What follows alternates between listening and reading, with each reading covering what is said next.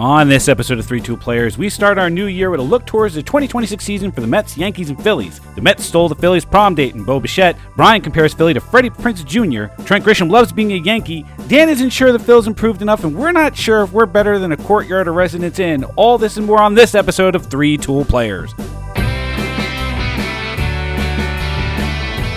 Welcome to 3-Tool Players. I'm Chris Spear, and alongside me, as always, are the Hammer brothers, Brian and Dan Hammer. Say hello to the internets, fellas. Hello to the internets, fellas. Ahoy, ahoy. Hey, we're back. It's a new year. When you look at a new year, somehow you look a little bit back at the year that was, and you look a little bit forward to the year that is to come. Isn't that we really want to look at the year behind us? I don't. At all? I have at least gone through my mourning period. For a while there, I was like, don't talk to me. Like, I can't. I could barely watch the playoffs without, like, fuming. Flames coming out of my head. Flames on the side of my face. On the side of my face. Look, as ugly as your last season was, Dan and I can also commiserate, just being first round bounces. But if we don't learn from history, we're doomed to repeat our mistakes. So I think it's good to look back at that, realize how we kind of messed up a little and how can we improve going into this coming season. So there's a little bit of hope, but there's also some head scratching too. No, I see. I swore that I would not have hope again. Right? I wasn't going to fall into that same trap again, and I'm still not going to. Look, last year for the New York Mets, the gut punch, the absolute gut punch to Met fans everywhere was the end of the season and how it completely fell apart. It was an absolutely guileless performance by the New York Metropolitans. They had their destiny in their own hands, and they just did not meet the moment, and they let the Reds into the playoffs. What was it? The second worst team since June 11th or June 19th? Worst team was Colorado Rockies, and then the one after that was the Mets. Yeah. It's horrible. It was an absolute gut punch. And if the gut punch to Met fans was the end of the season, the absolute knockout blow was watching four beloved Mets walking out the door within 10 or 12 days of each other. We all knew that Pete Alonso wasn't coming back to the Mets. That was clear and obvious from the way Stearns and Cohen was playing footsie with Boris and Alonso at the end of the 2024 season, that they gave him the 2-year deal with the 1-year opt-out, and everyone knew that it was a 1-year deal. Everyone knew it, and everyone knew Alonso was gone. So I made my peace with that. I think most Met fans did. But then Diaz signs with the Dodgers, of all teams, and you got to go, oh my God, the rich get richer. I don't know what Jeff McNeil did, but they punished him somehow, and they shipped him out to Sacramento. They shipped him out to the Athletics. They're paying him to go away. How much did you have to piss off the front office, Jeff McNeil, that's what they did to you? That's like David Justice. The Yankees ship him off to the Athletics. Have you guys ever seen Moneyball? Absolutely. Yeah, we remember that. But honestly, you have to ask yourself, Spear, like, what did he do to the front office? Like, do you have fun with this? Is this very George Costanza-like, where you basically take the trophies out of the executive suite and tie it to the back of your car and, drive around the parking lot with a bullhorn and say, my name is Jeff McNeil. I have no reprisal. I have no shame. Come at me if you will. Clearly, Jeff McNeil did something to warrant that kind of treatment. And then there was the trade for Marcus Semien where they traded Brandon Nimmo. Like, Brandon Nimmo is one of my favorite Mets. And I think if you asked a lot of Met fans who their favorite Met is, Brandon Nimmo would have been towards the top of the list. So to watch him get traded for Marcus Semien was really hard, especially when you look at the fact that we already had a glut of infielders. So it was like, what are you doing? So now you have no outfielders, you have a glut of infielders, you have no frontline pitching, and your bullpen is a disaster. So what do you do? Try to go for Cody Bellinger. Try to go for Kyle Tucker. Try to go for any number of different players that didn't work out in the Mets' favor. But then in a flurry of activity, David Stearns comes off the mountain and says, don't worry, Met fans, I got you. He comes off the mountain like he's Moses with his tablets. With the tablets.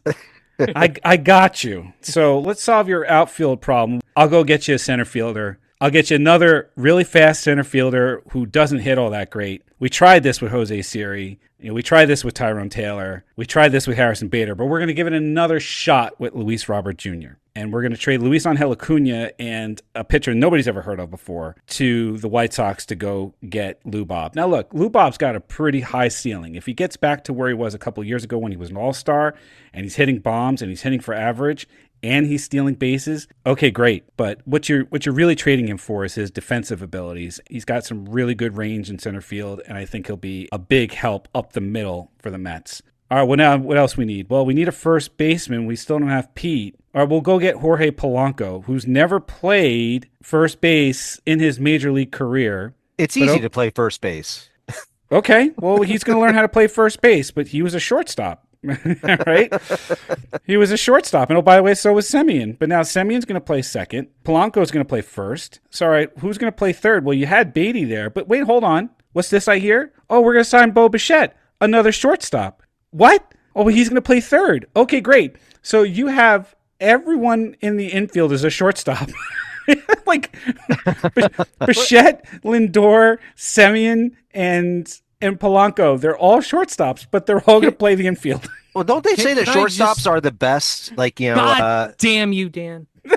I'm to make sorry. My statement and you stepped on me. Oh, I'm sorry, dude. I was going to say. I know what you were going to say because you were going to say the same goddamn thing I was going to say. I'm sorry because we both share the same mind, but not really. But hammers.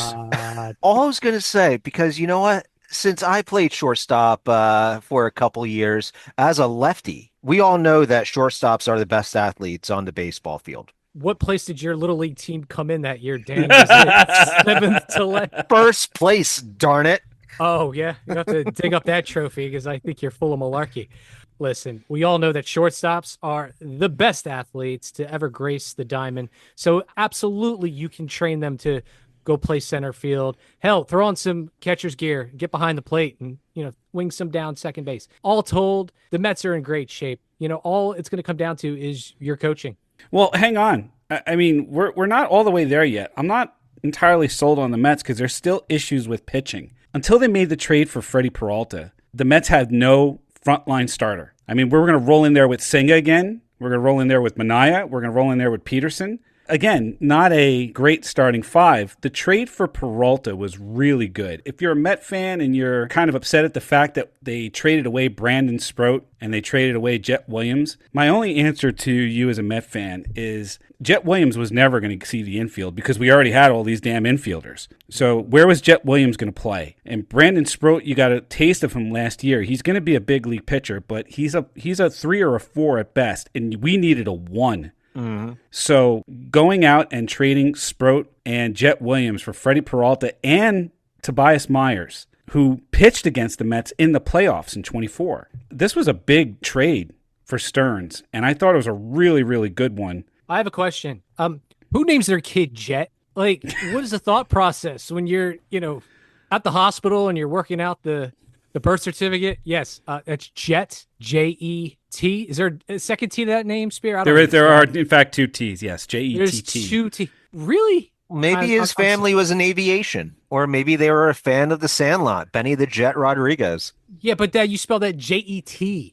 So I'm going to have to go back after this podcast and do a little homework on the Jet family and just try to understand, like, why do you name your kid that? Well, here's the thing, and if you're giving your kid a name, it's my opinion that if you name your kid, you should be able to find their name on a keychain at any souvenir shop anywhere. Where are you going to find Jet? You're not. And kid is set up for failure and disappointment. Like, come on. So the Mets got their ace, and that's a good thing. I mean, now the rotation looks pretty good. If you have Peralta at the top, Nolan McLean becomes your 2, and McLean looked really, really good last year. He throws like 8 pitches. He's got movement. He's got velocity. He's going to be phenomenal, to borrow a word from Dan, who overuses the word phenomenal. Damn right. But he's going to be phenomenal. And then you have the rest of your poo-poo platter. You'll get your Clay Holmes. You'll get your David Peterson. You'll get your Minaya, Senga, who, for my money, should just be in the bullpen. The Mets are okay. now. Their lineup looks good. They have some protection for Soto in the form of Bichette. The top three of Lindor, Soto, and Bichette looks pretty good on paper. We look a lot better from a fielding perspective, I think. Stearns' whole thing was run prevention, run prevention. He's got some really good fielders. They're playing out of position, but one assumes that playing in a different position doesn't make you forget how to use your glove. My one concern right now is the bullpen. Diaz leaving is a big, big hole to fill. And before Diaz left, the Mets had signed Devin Williams. And I said, okay. I said, if Diaz stays, that signing's great. But Diaz didn't stay. So now the airbender is our closer. So then the Mets go and sign Luke Weaver. And I'm like, wait a minute, hold on. You mean to tell me we're just going to go get whatever the Yankees had last year? Which, I mean, you're in the same city. You didn't see that it wasn't great? Hey, listen, Devin Williams, you have at him. I think there's no secret. I have zero love for this gentleman. Luke Weaver, on the other hand, that one's a little bittersweet. I thought he was a really great pitcher for us, especially last year when he did step in for Williams. He gets injured, then the wheels fall off, and then the guy can't get an out in the playoffs. And that was really just depressing as a Yankee fan to see this. So I think this is also a testament to the starting rotation's lack of longevity and burning down our relieving core. So I think there's a lot to be said there. I think you got a good diamond in the rough with a Luke Weaver there, and I really hope he bounces back for the Metropolitans. As far as Devin Williams is concerned, here's my prediction. He's going to get some mysterious lat injury or ailment to his elbow flexor in month 2 when he's got a 13+ ERA, and you have to shelf him for the rest of the year, and then Uncle Steve's going to figure out a way to spend money to fix this mistake. I'm not going to tell you you're wrong either. The bullpen is going to be the Mets' Achilles heel this year, I think. It'll be interesting because you're still getting back A.J. Minter. You'll get back Brooks Raley. You sign Luis Garcia. There's some arms in there. But what the Mets really need to get is length out of their starters so that you don't overwork the bullpen and the arms aren't all falling off by the end of the season, which is what happened to the Mets. Everything went wrong all at once, and it started with the bullpen and the arms just completely falling off. Daniel, you've been awful quiet over there in Philadelphia. Is it because you re-signed a bunch of people that you already had and realized they got older and you had to spend more money and you really didn't get better?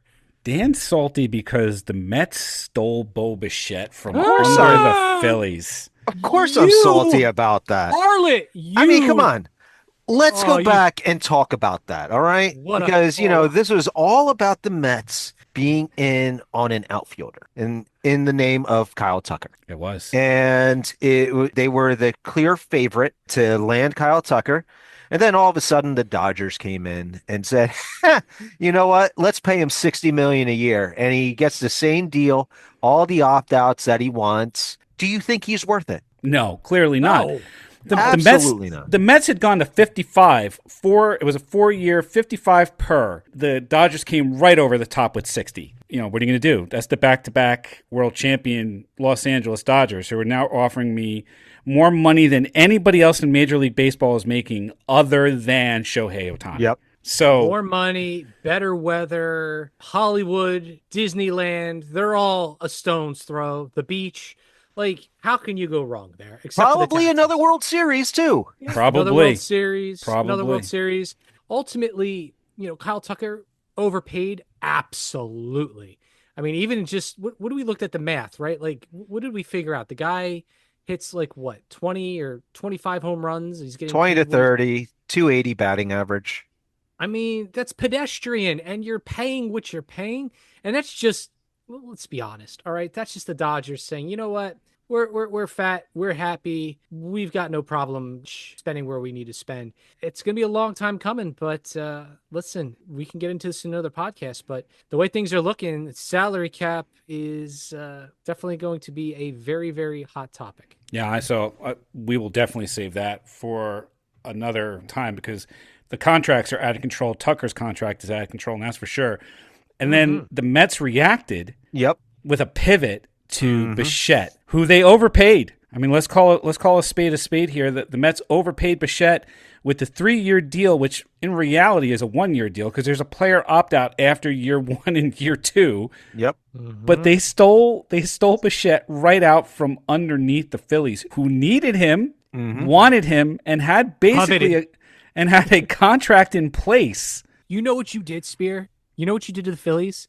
All right, there was a date. They had prom date all set up, ready to go.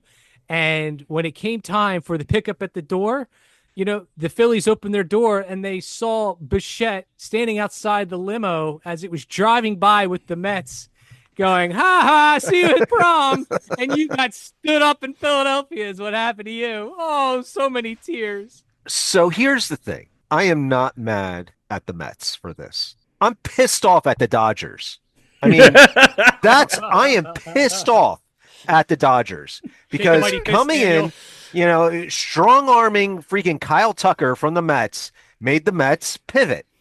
We all know this. And they weren't looking at Bo Bichette. They already had like 20 infielders anyway. Their whole team was freaking infielders. It's true. So, I mean, they're like, you know what? Let's get the next best guy who's out there. Let's get Bo Bichette. And you know what? It's against the Phillies, and they're our division rival. Yeah.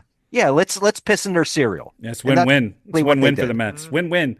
Get the next best player available, and you can make an argument that Bichette's a better player than Kyle Tucker, more valuable. Oh yeah, for sure. You can make that argument. So better bat, yeah, better bat. And I'm sure Bichette is happy to finally get paid in American dollars this contract around. Keeps going back to his account and being like, "I thought I was making more money than this." Oh, it's all in Canadian. But I'll tell you this. You know what? As a Phillies fan, I am not closing the door on Bo Bichette because. I don't know. Have you guys watched any of the interviews of like Bo Bichette signing with the Mets and like the press talking to him? I'm like, I really didn't get the vibe that he was like, yeah, just, I wanted to be on the Mets and let's go team. I'm like, that's what I got from like his interviews. It didn't really seem like he was like passionate about it. I mean, like you can sense it in like the way that like he was expressing himself, the mannerisms and stuff like that. I just think it's a guy that just got paid. That's all. He got the bag. I'm not going to argue. It's a 1-year deal. And the Mets are going to have to make him feel loved. They're going to have to take him to prom. They're going to have to take him out after prom. They're going to have to wine him and dine him. That's right. You're going to have to go to the beach afterwards, for the weekend, go to the boardwalk, enjoy yourselves. Like that's what's going to have to happen. And how are they going to balance that? How are they going to stroke all of those egos that are in that clubhouse, right? Your Lindors, your Sotos, now your Bichettes. Like, wow. Just wow.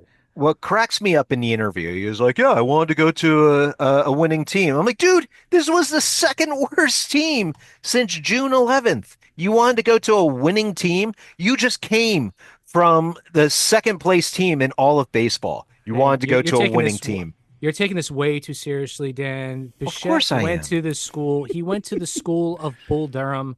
All right. These are the just classic responses to media inquiries that you say, and there's no passion. There is no intrigue, nothing to get you in trouble. You just keep a straight line and move forward. See baseball, hit baseball.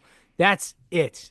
Just show up, get your paycheck, shut up, opt out after year 1, and maybe you'll go to the Phillies then. Maybe, Dan, maybe next year, maybe if you guys do a bunch of push-ups this year, maybe kind of get like a glow-up, right?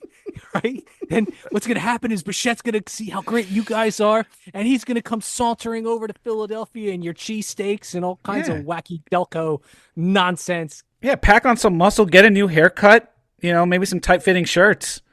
Swing, Daniel. What is this gibberish you're speaking? I mean, you can see, Chris, I can bring this back. You can see why I shut my brain off whenever my brother talks. This is a Freddie Prinze Jr. moment, Dan. You have to embrace it in Philadelphia.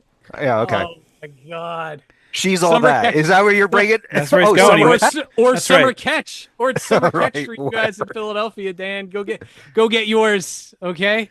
All right, do yourselves a favor, and you'll land Bichette next year, okay? Because he's going to opt out, and you'll overpay for him then. Because yeah, exactly. Because then Bohm comes off the books, Castellanos is off the books, and then we're going to have a lot of money to spend. And I'll tell you what, the Mets, like, the Mets will let him go. The Mets will let him go because they're going to want to pick up Skubal. So I don't think the Mets are done. I think the Mets have one more trick up their sleeve, and that's either going to be to go get Framber Valdez or figure out a way to uncork the trade for Tarek Skubal, because Skubal's got an arbitration hearing coming up in the next week or so, and he's going to win. Because they are so far off. They're like, what was it, Dan? They were like $19 million apart in terms of offer. Yeah, it was no, it wasn't 19 million. He was asking for 32, and the Tigers were going for 19. So they're $13 million off. 13 million apart. I mean, they're so far apart, and Skubal's going to get it. And at that point, the Tigers may turn around and go, who wants him? Because we're not going to pay him for this year. And there's going to be Uncle Steve and a battery of infielders and some more prospects to trade. Mm-hmm. That's a damn shame, too, considering how exciting the Tigers were last year. Yep. And, yeah, I know that they tripped, in the last month and lost out on the Central title to Cleveland. But, damn, I mean, you talk about a team that is just poised for greatness if they would just dip into their pockets and pay, really have a generational talent in Skubal there. It's just, it's a shame that, he's going to end up with, some of our big market teams. Time will tell. But right now, the Mets are better than they were when I was about to lose my mind after all those Mets walked out the door. They're better than they were. Let's see where it goes from here. You know what that sounds like to me, Spear? It's not hope. It's not hope. It's not hope. Absolute. That is the definition of hope. What I said was I wasn't sold. No, I said they're better on paper. I have no hope that they're actually going to perform that way. No hope. You want to talk about like hope? Like I'm looking at my roster for potential opening day in the Bronx, and let me just say something. I'm looking at literally no change. It's almost like Cashman just showed up to school and was like using the same textbook from last year, and hoping that nobody would notice. I mean, there's a special place in heaven for Trent Grisham just saying, "Yeah, I'll take the qualifying offer." That's hilarious. That's hilarious. Absolutely, be a part of this. Why not? I'm a Yankee, right? For at least a year or two. Did he even let them finish his sentence before he said yes? No, he didn't. Here, Trent, we'd like to extend you this qualifying. I'll take it. I'll take it. Well, we were just gonna say qualifying voucher to Costco membership. That's right. Like he was just he was all in no matter what. So you got to show love there. Cody Bellinger, what are we going to say? The guy signs, $162.5 million over 5 years, heavily front loaded in the first 2 years. I think it's $85 million with the signing bonus. But honestly, it's just fine. We need it the bat. It came so late in the process. So we got fun Ben Rice. We've got Stanton, and there's been hardly a whisper of tennis elbow this offseason. But I'm waiting for, water on the knee or some wacky ailment that's going to show up in, pitchers and catchers show up in 2 weeks, 2.5 weeks. Giancarlo's going to roll up, in a wheelchair saying, I can't believe this, guys, but check out the water on these knees. We got, Jazz moving over to second base there. But you can fill in at third a little bit too. The guy strikes out a ton. He hits ball far when he does, and he's also kind of a wild card when it comes to his, attitude, his temper. So, flip a coin any day of the week with him. Austin Wells, he gets a little better here and there, but then he has very big cold streaks. Ryan McMahon is really the new face. He's not a bad player either. I mean, he came from the Colorado Rockies. I mean, he's been decent, streaky. And sometimes he goes on cold streaks too, but I mean, he's not bad. I mean, I got news for you, Dan. That's the rest of my Yankees team, also very streaky, right? So, we're going streaking, right? And let's all get excited for that. But last and probably least is Volpe at short. If there was anybody who would have preferred, a glimmer of hope that Bichette would come to our side of the city and give a milquetoast interview for wearing pinstripes, it would have been us, okay? And we would have easily said, fine, we'll train you to say things a little bit better. We'll talk to your dad because you're a Nepo baby.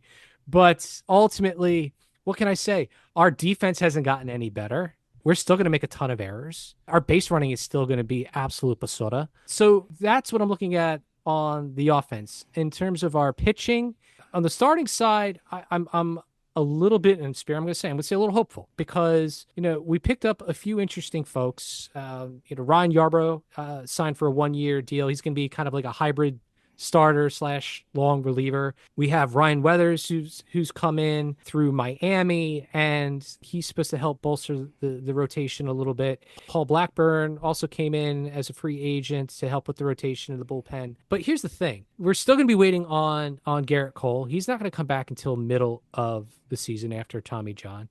Rodon is also going to start late this year. So that leaves Dan's favorite guy, Cam Schlitter. Damn right. Just looked like an amazing, and I'm so glad he made you eat your words. Oh, little hammer, yum, yum, yum.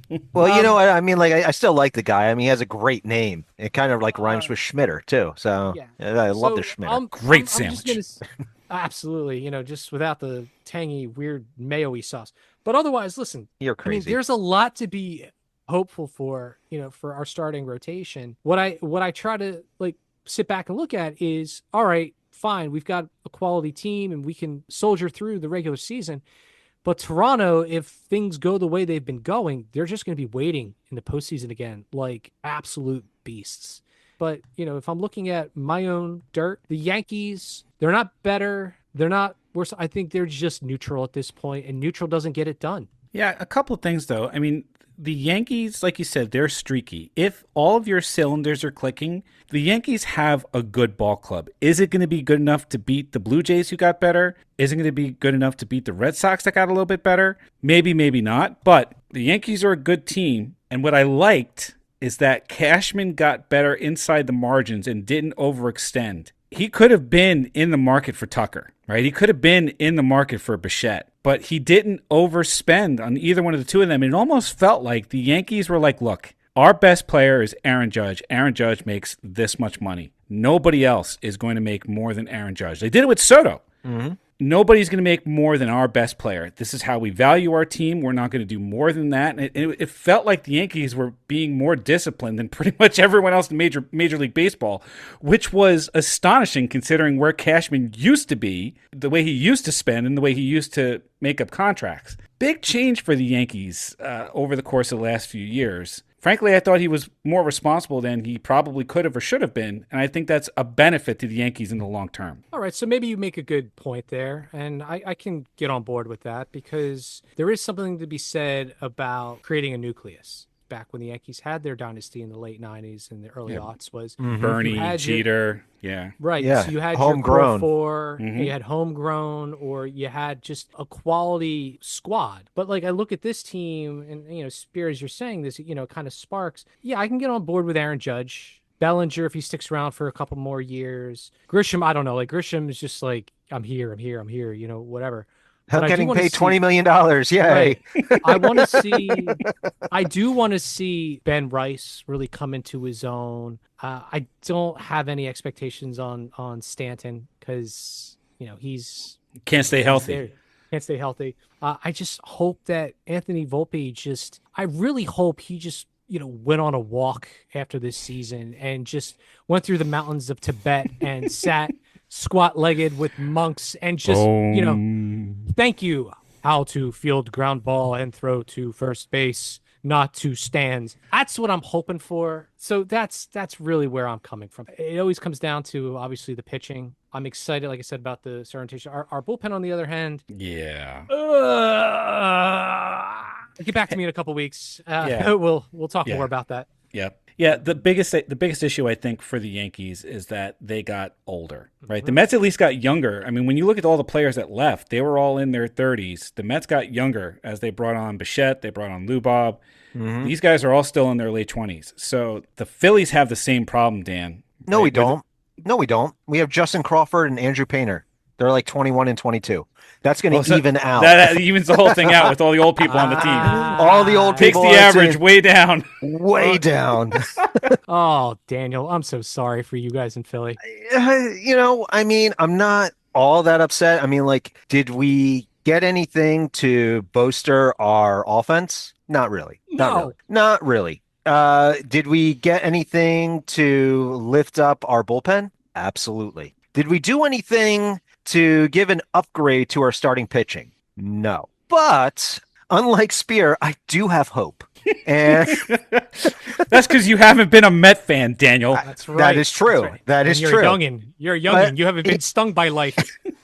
But you take a look at the guys that we're bringing up. I mean, you can take a look at the Phillies offense. We were number 2 in hitting last year. I believe that we were like number 3 or 4 in batting average. That is mainly because of Trey Turner going off and being the hitting champion of the National League. When it comes down to the nitty gritty, when it matters the most in the playoffs, our bats went cold. We didn't have like anything that really ignited the team. The one person that really did ignite the team, you let walk in Harrison Bader. That guy was the second coming of Lenny Dykstra. That was the dude. He brought the energy in center field. I would have really liked to have him as kind of like either like a platoon left fielder, him switching with Brandon Marsh, and then having Justin Crawford come up, give him a shot. Adolis Garcia, that's basically going to take the place of Nick Castellanos, where Nick Castellanos is just a sourpuss and no one really likes him in Philly anymore. I'm not going to mince my words because, I'm speaking the truth. But the thing is, you take a look at Adolis and you take a look at Nick Castellanos' numbers, they're practically similar. Am I excited? Am I hopeful that Adolis is going to bring a little bit more energy? Yeah, absolutely. You see him in Texas. You see the way he plays. He does have a lot of energy. He can be streaky at times, hot or cold, but I feel like it's a better addition in comparison to Nick Castellanos. What are we going to do with Nicky's contract? We're just going to ship it off and probably pay someone just like McNeil. Get out. That's what we're going to do. We're just going to kick Sacramento. Him out. Here, take your money. Just take it. Go. We're going to pay you to go away. Get out of here. Pay you to go away because, we don't want your bad juju. I mean, it's a darn shame that Liam has to go with you, but so be it. But the thing is, Kyle Schwarber was the big ticket item that the Phillies had to sign. Without Kyle Schwarber, our offense will be stagnant. If Kyle Schwarber is not mashing, then we're at a loss. Well, that's for sure. Oh, yeah. And you saw it in the playoffs, too. Other than that, I mean, did we better ourselves for 2026? And the answer, offensively, absolutely not. We're basically running with the same team. I know that Rob Thompson gave an interview yesterday saying that, we're not running back with the same team. Like, you are, dude. I mean, the only thing that you really added was bullpen help. And we definitely needed that because we needed a little bit more experience. And a little less Jordan Romano. Absolutely. But you see that the one person, and you know what? I love the kid. He throws hard, has a good sweeper, but Kergering, he has to give up the most runs, inherited runners that are on base. So wait. Can we roll back because I'm not a true Phillies fan. I don't pay attention. I don't pay attention to all the foibles that happen. Are you telling me that you're bringing back the guy that forgot to understand to throw the ball to first base in a easy situation, but decided to airmail the throw home to lose the season? You guys are telling me you bringing him back to the city of brotherly love to play on your beloved baseball team? Is that what I'm hearing? Why wouldn't you just say, listen, it's too dangerous for you to be in this city right here and right now, considering the fact that, one, your stats are absolute dog shit, but two, you ended our season with one of the worst errors in the history of baseball playing. We're bringing you back to Philadelphia. Isn't your city the same city that threw batteries at Santa Claus, or was that yours, Spear? I can never get. Yeah. No, that was Philly. Philly threw snowballs at Santa Claus and threw batteries at an outfielder. I think they threw batteries at JD Drew. You're telling me that you guys have become woke enough to welcome this guy back to your flock? Here's the thing, Bri. Phillies fans are loyal to Phillies. You don't like us, we don't care. That's Philly. So they'll stand around Kerkering. He'll be fine. Yeah, but the thing is, you can see what the Phillies did during the offseason. We brought in Brad Keller, which was a good addition. We also brought in Jonathan Bolin from the Kansas City Royals for a trade with Matt Strom. We also got Kyle Backus, Chase Shugart.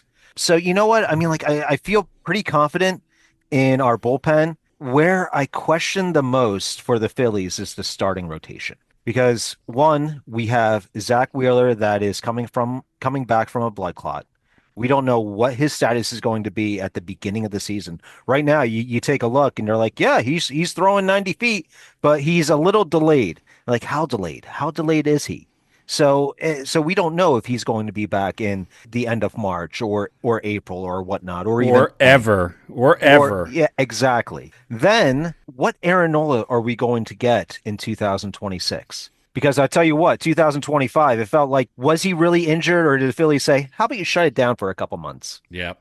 You know, let's see. You maybe need some rest, Aaron, because you know what, you're really stinking up the place. I mean, usually it is Dr. Jekyll and Mr. Hyde, but it was Mr. Hyde basically the whole front end of that season. You take a look at his stats. He pitched 17 games. He had six quality starts in those 17 games. Take a look at it. I mean, like his ERA was over six. So that's the second one. The third one is Andrew Painter. He Painter, says with hushed, revered tones, Brian. Every time he talks indeed. about Andrew Painter, it's like, Andrew Painter. I'm high on paint. Oh, my Yada, on yada, paint. Oh, I was Oh, definitely. But get then off his nut. I was totally high on paint. But then, like, he came out in the summer, started pitching, and just was a shell of himself. You started So, huffing glue instead. Is that what you're telling us, Dan? yeah, I picked the wrong week to stop sniffing glue. So, but yeah, it's just seeing him pitch in Double A and Triple A. It's just he's not as pinpoint accurate as he was prior to Tommy John, which is kind of scary. So we're going to, again, like we said before, roll the dice and see what happens with Andrew Painter. But the good thing is we have the number two Cy Young from last year, who came in second, in Chris Sanchez, who has been, like you said, Chris, I say it a lot, phenomenal. And then to finish off our starting rotation, we brought back Jesus Luzardo. I love it. I mean, you take a look at his ERA, it was 3.95, but his ERA got inflated on two games. If you remember those two games, he gave up like 9 runs of one game and he gave up like 12 runs another game. But other than those two blemishes, he was pretty lights out the entire year. No argument there. The only minus on that whole column is letting Ranger Suarez go off to Boston.